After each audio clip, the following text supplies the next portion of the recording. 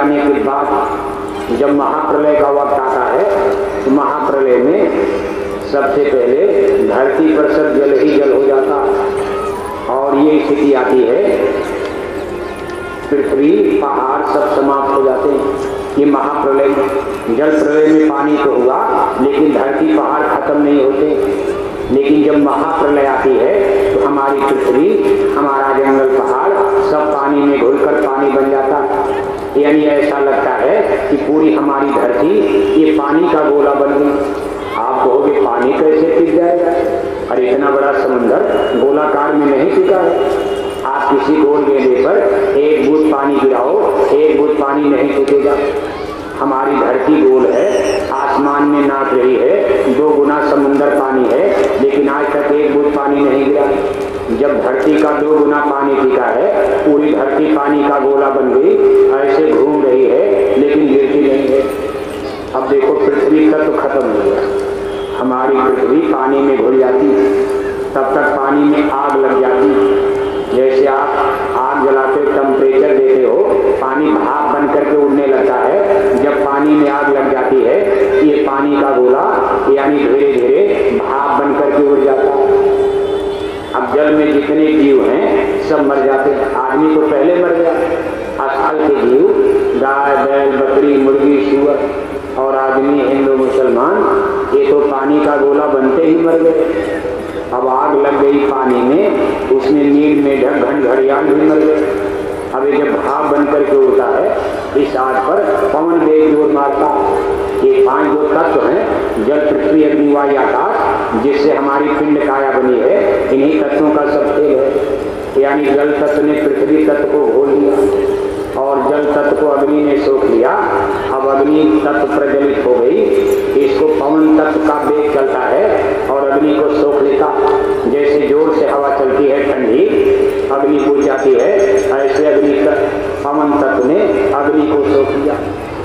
फिर ये पवन तत्व आगे बढ़ता है और फिर आकाश तत्व पवन तत्व को सोख लेता। आकाश तत्व से ये महाप्रलय की आग फिर आगे बढ़ती है और अंडी लोक में पहुंच जाती है। अंडी लोक माने स्वर्ग वैकुंठ में, देवी देवताओं के मंडल मुकाम में जैसे लगता आग लग गई। देवी देवता भी छटपटाने लगते हैं और देखते देखते स्वर्ग वैकुंठ नष्ट हो जाता। फिर ब्रह्मा के महल में आग लग जाती है, विष्णु के महल में आग लग जाती है और शंकर भगवान के महल में भी आग लग जाती है। ये महाप्रलय की आग इतनी तीव्र होती है कि मृत्यु लोक, पिंड लोक से बढ़ करके ये अंडी लोक तक पहुंच जाती।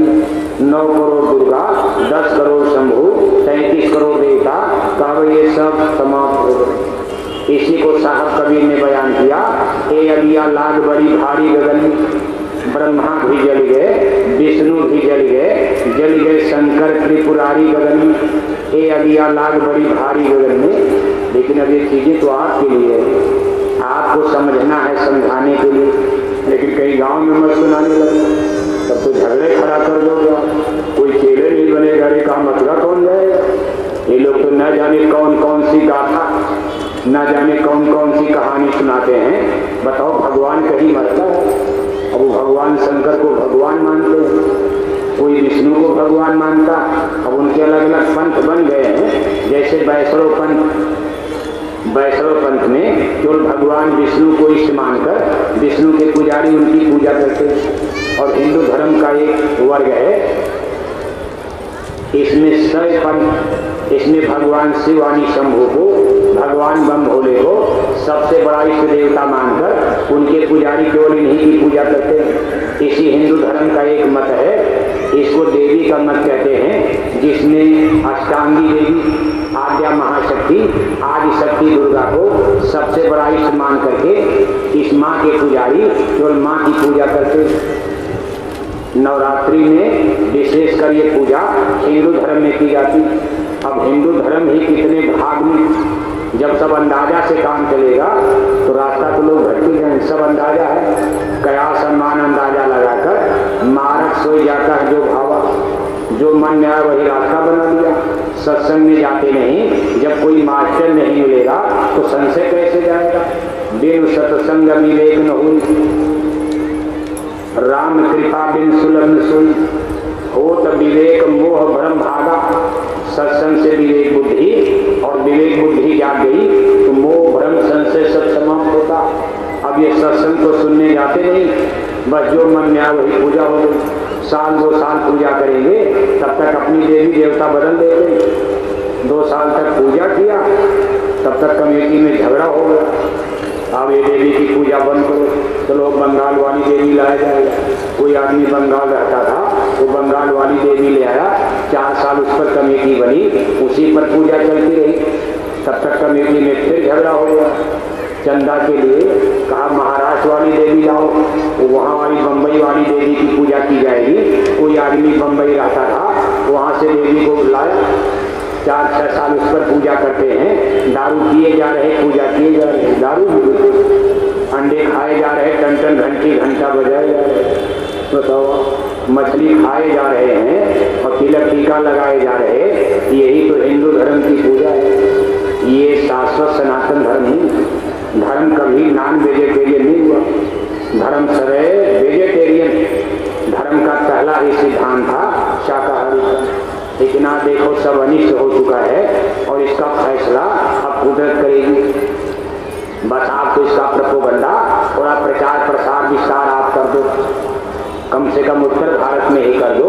चलो तमिलनाडु लंदन अमेरिका नहीं, गुरु महाराज ने कहा था कि देवताओं से प्रस्ताव अहमदाबाद यज्ञ में मैंने पास करवा दिया।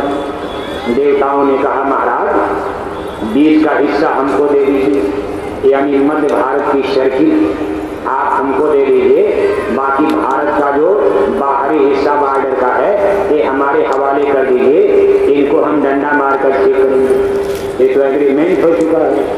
अहमदाबाद की यज्ञ 25 जनवरी 77, 25 दिसंबर 77 से 5 जनवरी 78 तक, यानी 10 दिन का सतयुग आगमन साकेत महायज्ञ थी। गुरु महाराज ने द्वारिकापुरी धर्म क्षेत्र अहमदाबाद में साबरमती नदी के तट पर संपन्न करवाया। 1000 प्रस्ताव पास हुए, उसमें कुछ प्रस्ताव गुरु महाराज ने बताए। उसमें एक ये भी प्रस्ताव था कि आज सारे देवताओं की गोष्ठी हुई। गुरु महाराज ने सत्संग में कहा कि सब देवता 35 करोड़ इकट्ठा हुए और सबने प्रस्ताव पास किया, महाराज मध्य भारत की सर्किल आप ले लीजिए, इसमें धर्म का प्रचार कीजिए, बाकी ये चतुर्दिक भारत के किनारे वाला हिस्सा जैसे कश्मीर है, पंजाब है, फिर इधर बढ़िए आपका महाराष्ट्र है, केरला है, तमिलनाडु, उड़ीसा, बंगाल, उधर पूर्वोत्तर भारत, कहा ये सब हमको दे दीजिए, इनको हम डंडा मार कर ठीक करेंगे। ये सत्संग वत्संग सुनने वाले नहीं।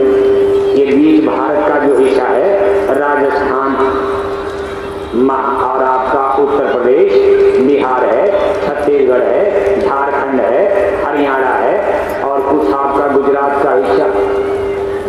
कहा महाराज इसको हमको दे, इसको हमको दे दीजिए, इसको आप ले लीजिए, इसमें अपना काफिला निकालिए, धर्म का झंडा बुलंद कीजिए और यहीं से क्रांति खड़ी हो जाएगी आध्यात्मिक। भारत भी बदलेगा। ये सूरज जब उदीयमान होगा अध्यात्मवाद का, पूरे भारत को रोशनी देगा और भारत से पूरे विश्व में रोशनी फैलेगी। हर Bharat the great master of the world है। एक दिन विश्व गुरु कहा जाएगा। ज्ञान की रोशनी, सच्चा अध्यात्मवाद, भारत से लोगों को ज्ञान होगा, दुनिया में सुख शांति आएगी। युद्ध महायुद्ध है, विश्व युद्ध तक कभी नहीं होगा, नहीं होगा।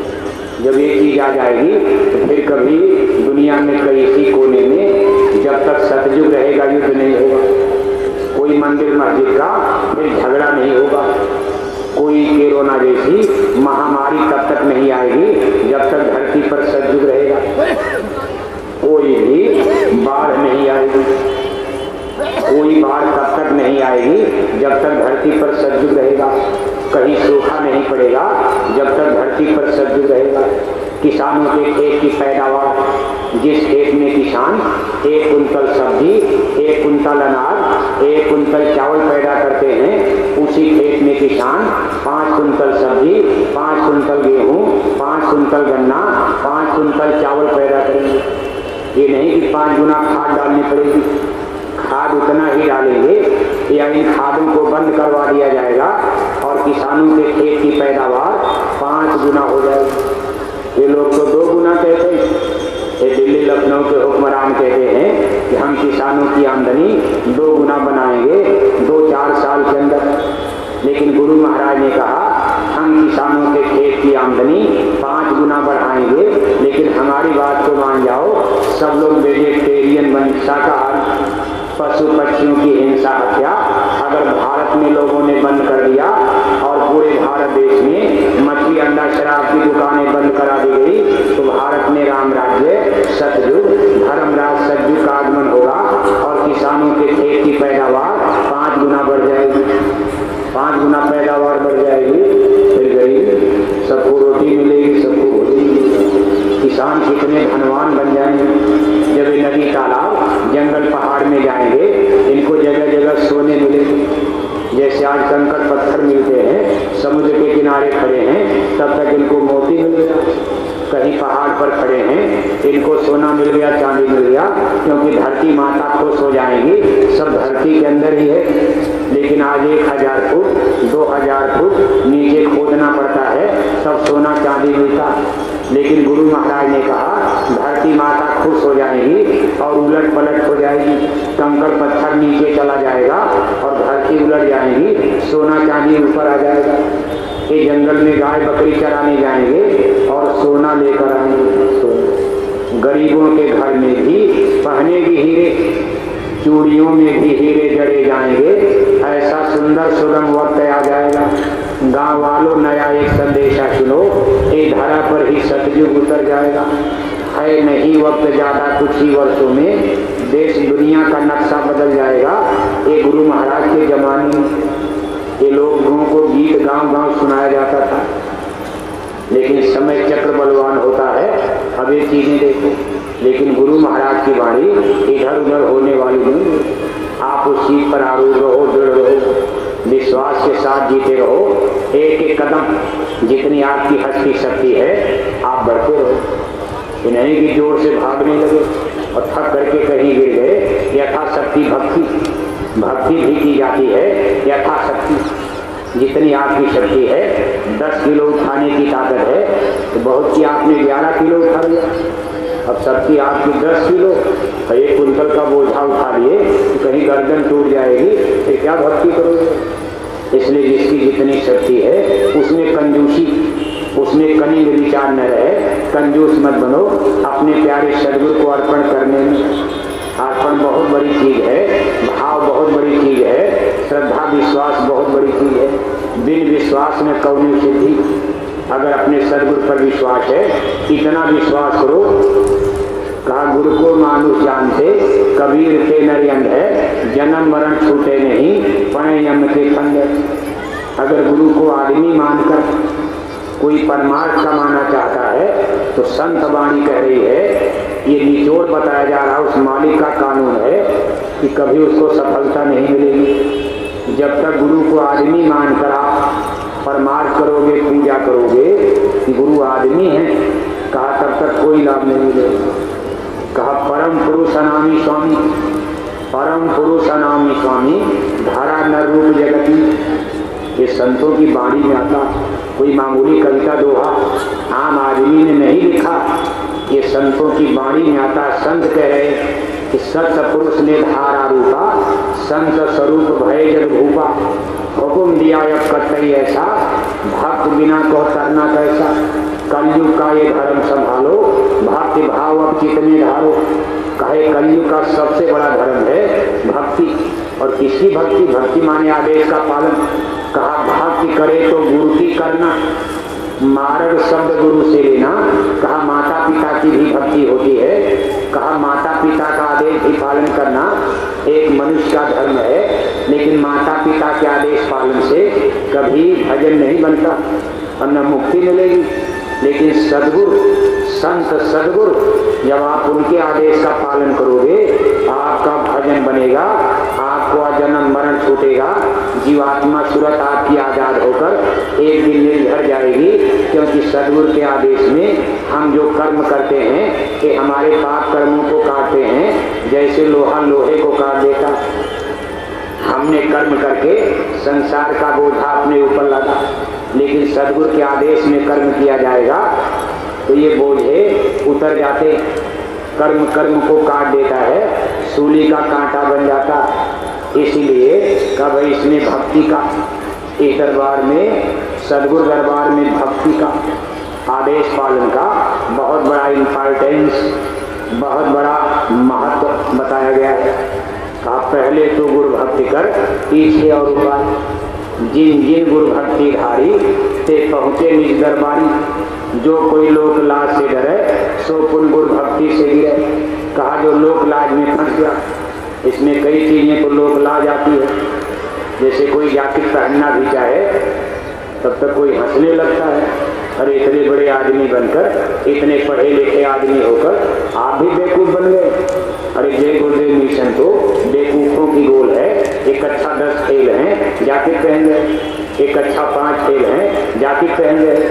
ये जितने लोग हैं, कोई हाई स्कूल फेल है, कोई कक्षा 5 फेल है, और कितने तो पढ़े लिखे नहीं हैं। ये माना जाता है कि जय गुरुदेव मिशन गंवारों का मिशन है, अनपढ़ लोगों का मिशन है। अब इसमें पढ़े लिखे तो कुछ लोग जरूर हैं, लेकिन वो लोग देखो जैकेट पहनते ही नहीं हैं, पढ़े लिखे नहीं पहनते। अपने मिशन भी आप देखोगे जो बड़े इंटेलेक्चुअल हैं, ग्रेजुएट हैं, कोई अच्छे पद पोस्ट पर हैं, अब यहाँ लोक लाज आ जाती है। भाई लोग कहेंगे इतने बड़े इंजीनियर डॉक्टर होकर आदमी का बनाया जहाज चंदा मामा पर जा रहा है और आप जैकेट पहन के।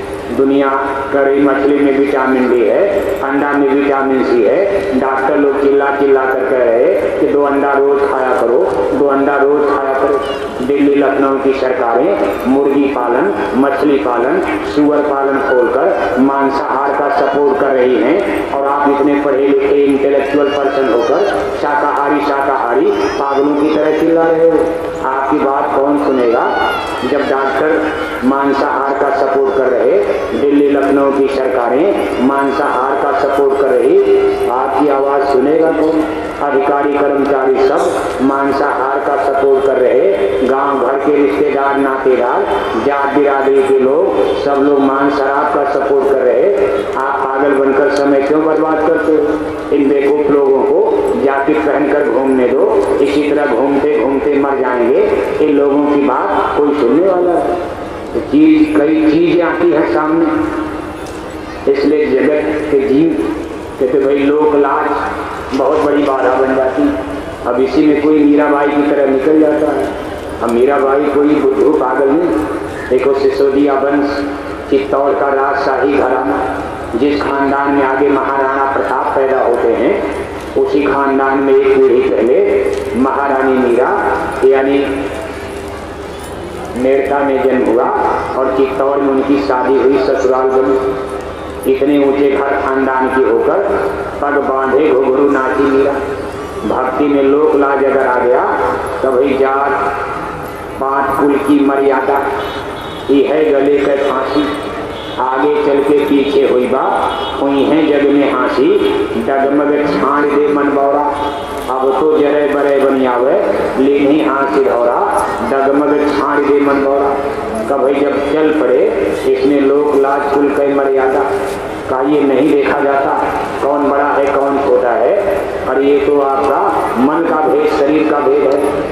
शरीर को हम अमीर गरीब ऊंचा नीचा, जिस दिन मौत आ जाएगी सबकी शरीर आग में जल गई, चाहे अमीर चाहे गरीब। आत्मा एक ही स्थान पर ले जाई जाएगी, वहाँ कौन राजा कौन प्रजा, कौन छोटा कौन अमीर कौन गरीब। आत्मा की तो एक ही जाति, जाते खुदा। आत्मा जाते खुदा है, अमरे रब की कही गई है। सारी रोहें रब की हैं, सारी रोहें खुदा की हैं। ईश्वर अंश जीव अविनाशी, चेतन अमल सहज सुखरासी। इसलिए जिसको सत्संग की बात लग जाती है वो अपने प्यारे सदगुरु के आदेश में, दरबार का हुक्म आदेश होता है, फिर आगे पीछे किसी की नहीं सुनता। हुक्म हो गया उसमें बुद्धि भी तब नहीं लगाते और फिर लोग चल पड़ते, और चल पड़े तो बिल्कुल पहुंच जाते। इसी तरह चलते चलते एक दिन भजन बनने लगता है, शब्द प्रकट होता है, सूरत को शब्द अपनी गिरफ्त में लेता है, और इस नाम की डोली शब्द के जहाज में बैठकर ये सूरत यानी आत्मा अमर देश सतलोक की यात्रा कर जाती है। इसलिए आदेश का बहुत बड़ा महत्व था। झोली वाले और रजिस्टर वाले थोड़ा अंधेरा हो जाएगा, आप चलते रहो, हल्ला मत करना, अभी तो कथा चलेगी, लेकिन दक्षिणा ले लो, नहीं तो अंधेरा हो जाएगा, फिर लोग भागेंगे। वैसे तो देकर ही जाएंगे, दे ही रहेंगे। अब इतने बड़े बड़े काम देखो आज सबके सहयोग से, इतने बड़े मिशन का कार्य पूज्य महाराज जी की अगुवाई में, उनके संरक्षण में। गुरु महाराज को शरीर के आगे 10 बरस हो गया, लेकिन आप सबका सहयोग, आपका सहयोग तन का धन का, इतने बड़े बड़े कार्यक्रम, इतने बड़े बड़े काफिले, इतने बड़े बड़े सारे मिशन के कार्य आखिर आप ही लोगों के सहयोग से होगा। और इसी तरह प्रेम सद्भाव बनाए रहोगे, एक दिन हम लोग अपनी मंजिल पर पहुंच जाएंगे। गुरु महाराज का संकल्प, पूज्य महाराज जी का संकल्प एक दिन अवश्य में पूरा हो जाएगा, आप सभी लोगों के सहयोग से, गुरु महाराज की अपार दया कृपा से। तो देखो एक दृष्टांत आता, यानी आदेश पालन में कितने राज होते हैं। एक पहाड़ी पर जंगल में एक महात्मा जी का आश्रम बना था। वहाँ बहुत से लोग सत्संगी, नामदानी भाई बहन भगवान के भजन में आश्रम में सेवा करते थे, भजन करते थे। एक दिन एक प्रेमी पहुंचे और गुरु महाराज के सामने अपील प्रार्थना करने लगे कि गुरु महाराज हमारा भजन नहीं बन रहा, पहले तो बनता था लेकिन इन दिनों में नहीं बन रहा। तो गुरु महाराज मौन हो गए, कुछ नहीं बोले। अगले दिन बिल्कुल अल सुबह एकदम सुबह उस आदमी को बुलाए और कहने लगे देखो यहाँ से कुछ मील दूर जंगल में एक गांव पड़ता है और वहाँ तालाब गांव में सूख गए, सूखा पड़ गया है, गांव वालों को पीने के पानी की किल्लत हो रही। आप अपना बेड बिस्तर उठाओ, उस गांव में जाकर डेरा डाल दो और कहीं भी पानी मिले तो लाकर गांव वालों की सेवा करो, पानी पिलाओ। और जब तक हम बुलावा न भेजें आश्रम में कदापि मत आना। अब वो आदमी लगे सोचने कि हमने तो पूछा भजन की बात, भजन के बारे में कुछ बताए नहीं, तब तक हमारा आश्रम से निकाला कर दिया, उल्टे हमको आश्रम से निकाल दिया। अब जिस गांव में हमको भेज रहे हैं हमारा न कोई अर्चय है न परिचय है, हम कहाँ खाएंगे कहाँ सोएंगे। लेकिन चूंकि गुरु भक्त थे, आदेश का पालन किया, बेड बिस्तर बांधा और गांव में पहुंचे।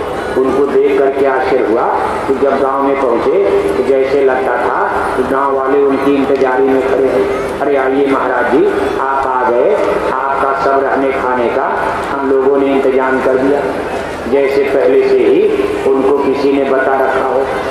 अब बेचारे वहाँ रहे और गांव वालों से पूछे कि भाई कोई कुआं जहाँ पानी हो। गांव वालों ने कहा गांव के सब कुएं तो सूख गए, यहाँ कुछ मील दूर जंगल में एक कुआं में पानी हो।